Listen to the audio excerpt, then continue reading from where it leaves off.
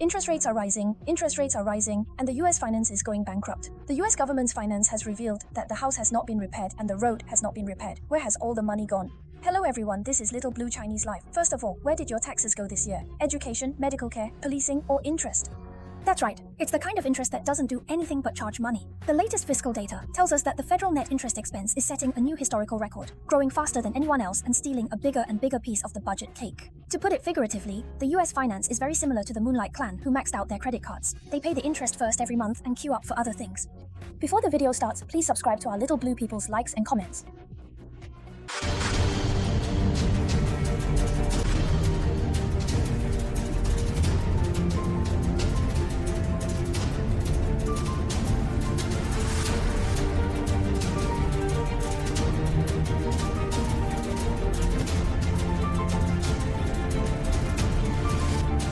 News Facts 1. High deficit sideways. In the past 2 years, the federal fiscal deficit has generally remained at a trillion-level high level, with the scale fluctuating around $1.8 trillion. In conversion, the gap between cancer income and expenditure is equivalent to directly hollowing out a large chunk of the national GDP. 2. Net interest expense hits a record, the most dazzling line of figures this year. Net interest expense is approaching the threshold of exceeding $1 trillion. This means that the money spent by the government on debt interest is enough to compete with major items such as medical care and national defense, and in some months it even exceeds some key livelihood and public service expenditures. 3. Interest is the fastest rising subject in the budget. Pull the 10-year trend line. You will find that the net interest is like a rocket, and the slope has become steeper and steeper in recent years. The core reason is not mysterious: high interest rates, large debt stock, and rising proportion of current debt. The three fires are burning at the same time. What does 4 matter to you and me? Financial squeeze is not an abstract term. It will be translated into public services, school districts, road security, and the budget elasticity of service projects may become smaller. Your borrowing costs will be more difficult to pay for mortgages, car loans, and credit cards. APR is on the high side for a long time. The probability of tax structure adjustment is rising, and it is not easy to reduce taxes and increase taxes. Whether we can collect less interest has become a key variable.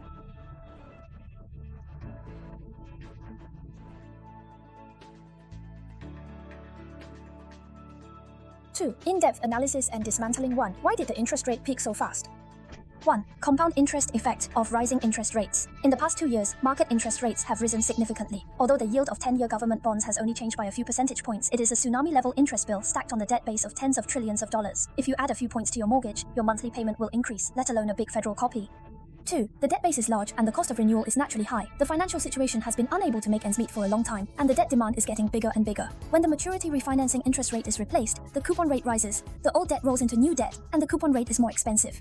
Just like if you owe your credit card for a long time, even if it only rises a little, as soon as the total interest rate rises, the interest rate is like a magnifying glass. 3. The proportion of short duration increases and interest rates are transmitted faster.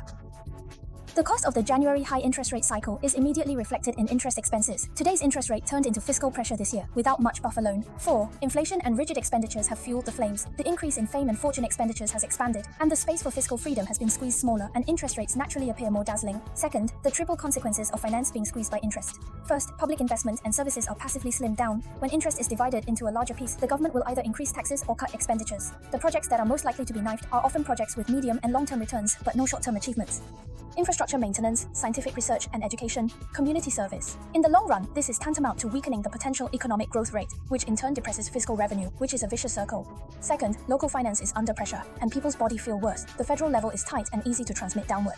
The reduction of special subsidies for transfer payments received by local governments may be manifested in the size of school classes. If the potholes on the bigger road surface are not repaired for a long time, and the police force and social services are unable to do so, you will feel that the city is slowing down and the service is becoming rough. Third, the financing price of the private sector is more difficult to reduce. When the public sector has a greater appetite and higher prices in the capital market, the social comprehensive interest rate center will not easily fall back. The problem of difficult and expensive loans for small and medium-sized enterprises is more prominent, and it is difficult for you and me to significantly reduce the interest rates of mortgages, car loans, and credit cards. 3 possible path scenarios in the next year: moderate interest rate cuts and easing fiscal pressure. If the economy slows down, inflation falls, the Federal Reserve gradually cuts interest rates, and Treasury yields fall, net interest expenses are expected to not increase sharply during the high plateau period. The Ministry of Finance can also optimize the structure of the 9-period debt and change the short-term debt roll to the low cost of lengthening the 9-period debt. This is a relatively ideal soft landing script. Scenario B, interest rates are highly annual, and interest rates continue to be willing to budget. If inflation is high annually, employment resilience is strong. Interest rates cannot fall, old debts will still be expensive to replace new ones, and interest rates will continue to rise. At this time, there are two voices in politics. The austerity faction cuts spending, the control and denunciation word gives priority to ensuring interest rates, and the rigid project expansion faction maintains expanding spending, betting on economic growth and later interest rate cuts to dilute the proportion of interest rates. As a result, the game was tug-of-war, budget negotiations were repeated, and policy uncertainty increased. Scenario C, the economy is weaker, and finance and currency will carry it together.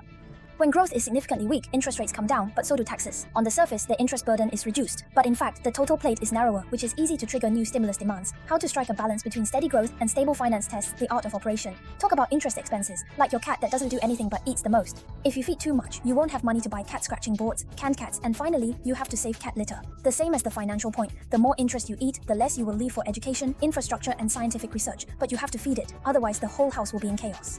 4. What is the immediate relationship between this and me that the audience is most concerned about? When the mortgage is financing, pay attention to the interest rate refinancing in the next 6 to 12 months to look at the total component, which is equal to the interest rate plus handling fee plus the remaining term plus cash flow stability. 1. Try to clear the revolving interest in credit card installments, choose a fixed interest rate plus transparent fees for mortgage consumption, and don't step on the interest-free period after the skyrocketing. 2. The financing cash flow of small and medium-sized enterprises is the first. Disperse maturity, moderately extend the long-term period, and avoid the concentrated rolling of short-term debts in the same period. 3. Keep a certain amount of cash equivalents in household asset allocation. Pay attention to the inflection point of interest rate downward. Make long-term diversified allocation, and stratify according to risk tolerance.